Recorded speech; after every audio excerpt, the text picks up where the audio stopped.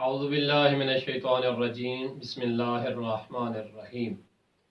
السلام علیکم ورحمۃ اللہ وبرکاتہ یا علی مدد علیہ الصلاۃ والسلام یا علی مدد علیہ الصلاۃ والسلام۔ معزز ناظرین کرام، ایک مدت سے کچھ مصروفیت کی بنا پر آپ لوگوں کی خدمت میں حاضر نہیں ہو سکا۔ انشاءاللہ تعالی کوشش یہی ہے کہ اب سے جن موضوعات کو ہم نے شروع کیا تھا ان کو انشاءاللہ تعالی وقتاً فوقتاً آپ تک ہم پہنچانے کی بھرپور کوشش کریں گے۔ اس میں ہمارا ایک موضوع تاریخ علماء شیعہ، تاریخ علماء امامیہ چل رہا تھا، جس میں ہم نے امام جعفر صادق علیہ السلام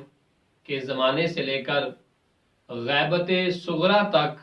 اپنے ناظرین سامعین تک یہ بات پہنچائی کہ علماء امامیہ کی تاریخ کیا ہے، مجتہدین فقہا مراجع الزام کس کس زمانے میں تھے اور انہوں نے کیا کیا کاوشیں کی۔ یہ سلسلہ وار گفتگو الحمدللہ اس کی ہم نے 20 اقساط جو تھیں وہ اپنے سننے والے تمام ناظرین تک پہنچائی، اور یہ گفتگو پہنچی تھی جناب شیخ صدوق رضوان اللہ تعالی علیہ کی حیات طیبہ پر۔ انشاءاللہ ہم 20 کے بعد 21 نمبر قسط کا آغاز کریں گے، اور اس میں ہم بتائیں گے کہ شیخ صدوق رضوان اللہ تعالی علیہ کے بعد آنے والے علماء نے مذہب حقہ، مذہب اہل بیت کے لیے کون کون سی اور کس کس طرح کی قربانیاں پیش کیں، اور دین آل محمد کو امام کی غیبت کے زمانے میں سرکار امام زمان علیہ السلام کی تعلیمات کو ہم تک کیسے پہنچایا۔ بشرط زندگی انشاءاللہ تعالی یہ سلسلہ جو ہم نے سرکار امام جعفر صادق علیہ السلام کے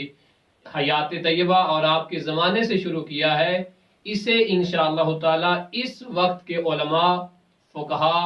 مراجع الزام جو ہیں ان کی حیات طیبہ کے ساتھ متصل کریں گے، اور تمام ناظرین اور سامعین کو یہ بتلائیں گے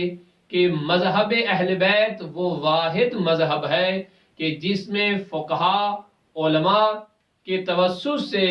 دین آل محمد ہر زمانے میں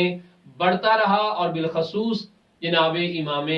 زمان علیہ السلام کی غیبت کے زمانے میں، وہ غیبت صغریٰ ہو یا غیبت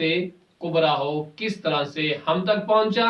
اور ہماری کیا ذمہ داری ہے کہ ہم آنے والی نسلوں تک یہ پیغام کیسے پہنچائیں تاکہ ان تعلیمات کے ذریعے سے ہم امام زمانہ علیہ السلام کے ظہور کے ساتھ متصل ہو سکیں۔ اپنا خیال رکھیے گا، اور انشاءاللہ تعالی یہ سلسلہ گفتگو اب جاری و ساری رہے گا،